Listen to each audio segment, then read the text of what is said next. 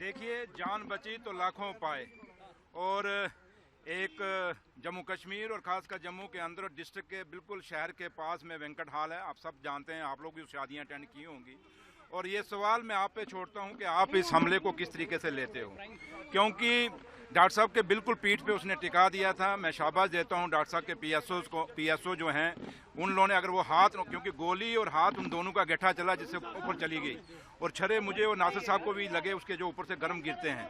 तो लिहाजा मैं आप जो मीडिया है, मैं आप पे छोड़ता हूं, आप ये इस चीज़ का फैसला करें कि ये जो हमला हुआ है, क्या जम्मू कश्मीर के सबसे और हिंदुस्तान के सबसे प्रोटेक्टेड आदमी डॉक्टर फारूक अब्दुल्ला साहब के ऊपर हुआ है। इसका पता चला और डॉक्टर फारूक अब्दुल्ला साहब के ऊपर जो हाईली प्रोटेक्टेड है, और former prime minister, former union minister और आपके वो एमपी रहे हैं, उस आदमी पे अगर ये इतना बड़ा हमला हुआ और एक आम ऐसे जैसे आदमी आया और गोली चला के चला गया, ये एक बहुत बड़ा सवाल आज खड़ा कर रहा है। और अगर डॉक्टर फारूक अब्दुल्ला साहब के ऊपर, क्योंकि डॉक्टर फारूक अब्दुल्ला साहब के साथ लेफ्ट साइड में मैं चल रहा था और राइट साइड नासिर असलम वानी साहब चल रहे थे, और जिस फंक्शन के अंदर इतने हाईली प्रोटेक्टेड पर्सनैलिटी हो और उनके साथ जम्मू कश्मीर का डिप्टी चीफ मिनिस्टर हो, एडवाइज़र साहब हों और बाकी लोग जो हमारे मेंबर लेजिस्लेटिव्स हों, उसके बाद वहाँ इतना बड़ा ये हादसा होना, ये कोई छोटी बात नहीं। और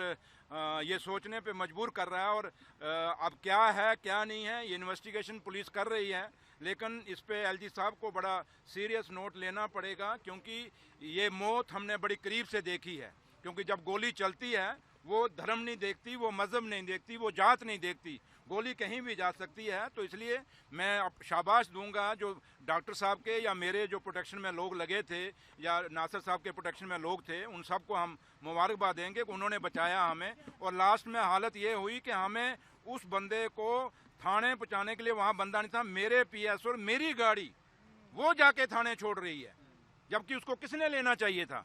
ये सवाल भी मैं नहीं कहूँगा किसको लेना चाहिए, नहीं, आप इसका जवाब मांगिए लोगों से, क्योंकि मेरे पीएसओ और मेरी गाड़ी जो है स्कॉर्पियो गई और उसको जाके थाने हवाले किया। वहाँ उस बंदे को पकड़ने वाला अगर मैं भी छोड़ देता, क्योंकि डॉक्टर साहब को हमने पहले निकाला, उसके बाद मैं निकला हूँ, अगर मैं भी आ जाता तो बंदा कहीं भी भाग सकता था। इसलिए ये बहुत बड़ा हादसा है, ये बहुत बड़ा अटैक था। और ये आज जो हम लोग इलेक्टेड लोग हैं, अगर डॉक्टर साहब पे इतना, डॉक्टर फारूक अब्दुल्ला साहब पे इतना बड़ा हमला हो सकता है, तो आप हिलाएं कि जम्मू कश्मीर की कैबिनेट कैसे मूव करेगी, कैसे चलेगी। अब आप ये सारी बातें जो हैं आप सिक्योरिटी फोर्सेस पूछिए, उनको बोलिए इधर उधर की बात ना कर, बता ये हमला क्यों हुआ।